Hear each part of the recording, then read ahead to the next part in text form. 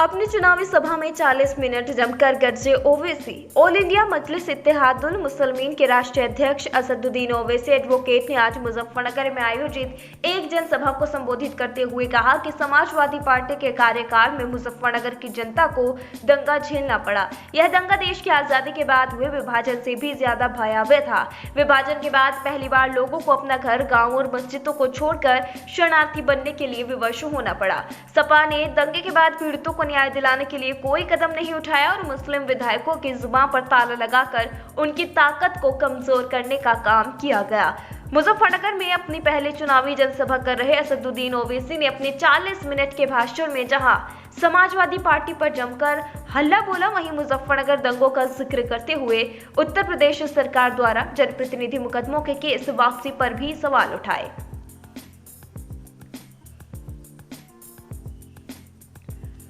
बुधवार दोपहर शहर के निकटवर्ती गांव बझेरी के पास आयोजित मजलिस के शोषित वंचित समाज सम्मेलन की जनसभा में मुख्य अतिथि के रूप में पहुंचे एआईएमआईएम पार्टी के मुखिया असदुद्दीन ओवैसी ने कहा कि 2013 में मुजफ्फरनगर में दंगा हुआ। इसमें विभाजन के बाद बड़े पैमाने पर लोगों को अपने घर से बेघर होना पड़ा। 50,000 गरीब अपना गांव, खेत और जमीन के साथ ही मस्जिदों को छोड़कर अपने ही जिले में शरणार्थी बन गए। यह सपा का फेलियर था। सपा सरकार ने दंगा पीड़ितों को इंसाफ दिलाने के लिए कुछ नहीं किया। उस दौरान यूपी की विधानसभा में करीब 70 मुस्लिम विधायक थे। जिन पार्टियों के यह मुस्लिम विधायक थे, उनके आकाओं ने मुजफ्फरनगर के दंगा पीड़ितों की पीड़ा पर बोलने के लिए अपने विधायकों के मुंह सील दिए और जुमा पर ताला लगा दिया गया।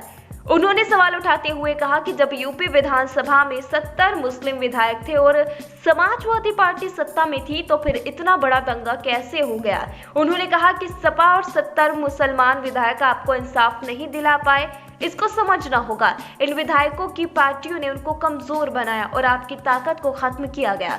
असदुद्दीन ओवैसी इतने पर ही नहीं रुके। मुजफ्फरनगर में अपनी पहली चुनावी जनसभा कर रहे असदुद्दीन ओवैसी ने हिंदुस्तान पाकिस्तान क्रिकेट मैच पर बोलते हुए कहा कि जब बॉर्डर पर टेंशन का माहौल है और हमने बार बार प्रधानमंत्री जी से आग्रह किया है कि आप क्रिकेट मैच को मत खेलने दीजिए, क्योंकि हिंदुस्तान पाकिस्तान बॉर्डर पर हमारे जवानों पर हमला हो रहा है, हमारे जवानों की शहादत हो रही है। लेकिन बावजूद इसके हिंदुस्तान पाकिस्तान का क्रिकेट मैच हुआ और बदकिस्मती से पाकिस्तान जीत गया और हिंदुस्तान हार गया। क्रिकेट मैच में 11 खिलाड़ी होते हैं। प्रत्येक खिलाड़ी का मैच को जिताने का कर्तव्य होता है, लेकिन जब हिंदुस्तान हार गया तो सारा का सारा दोष मोहम्मद शमी पर मढ़ दिया गया, क्योंकि आप जानते हैं कि वह मुसलमान है। असदुद्दीन ओवैसी ने मुजफ्फरनगर दंगों पर बोलते हुए कहा कि 2013 में मुजफ्फरनगर में दंगे हुए। योगी सरकार ने अपने विधायकों और मंत्रियों के केस वापस लेने का आदेश दे दिया। उनके खतौले विधायक विक्रम सैनी के ऊपर कई मुकदमे थे, लेकिन कोर्ट ने उन्हें बरी कर दिया। किस बुनियाद पर बरी कर दिया, या उनके खिलाफ कोई सबूत नहीं था। इस बुनियाद पर किसी को बरी कर देना, यह कहां का इंसाफ है।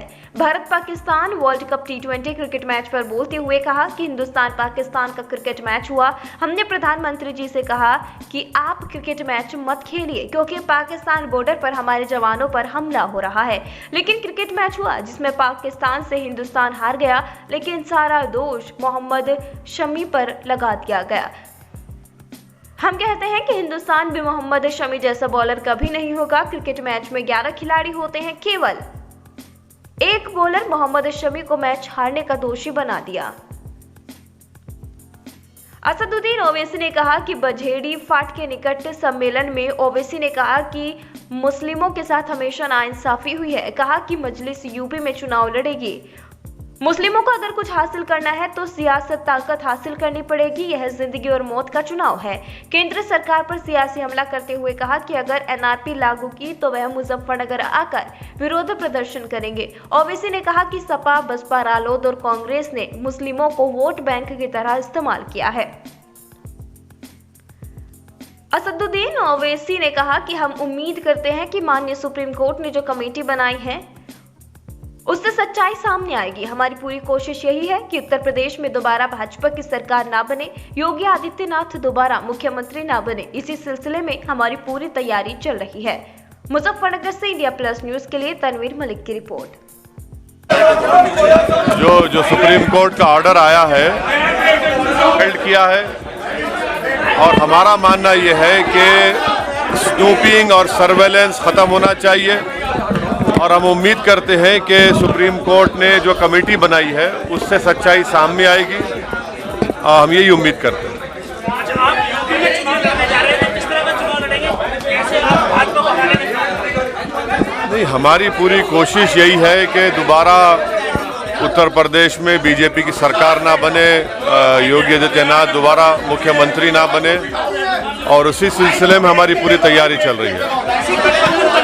गठबंधन को लेकर किसी वार्ता की जा रही है, आप किससे गठबंधन करने जा रहे हैं? अभी आगे देखिए, बहुत तब्दीलियां होंगी, जब आपको पता चलेगा। Thank you. बस बस बस बस बस बस बस। इंडिया प्लस न्यूज, सिर्फ वही जो सही।